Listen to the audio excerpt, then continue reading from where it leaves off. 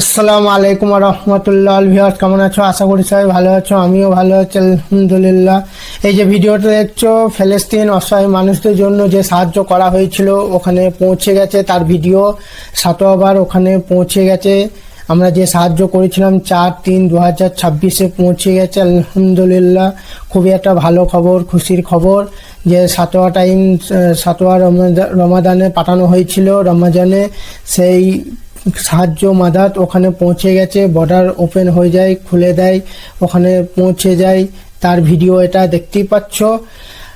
ये जो वीडियो देख रहे हैं, 7वां मरतबा वहाँ पे पहुँच गया है। जो रमज़ान महीने में जो 7वां रमज़ान में वहाँ पे भेजे गई थी अलगनी फाउंडेशन से जो मदद वहाँ पे भेजा गई थी, वो वहाँ पे पहुँच गया है। बॉर्डर जो क्लोज कर दिया था वो ओपन हो गया है, खोल दिया है अल्हम्दुलिल्लाह। 4/3/2026 वहाँ पे पहुँच गया है।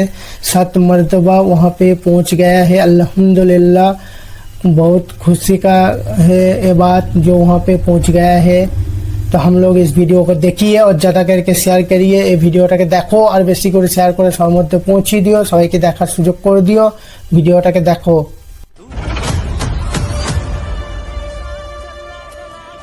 يوم الرابع عشر من رمضان قمنا بالبدائية ثانك يو فيزان رازا منظري بارك الله فيك وجزاك الله خير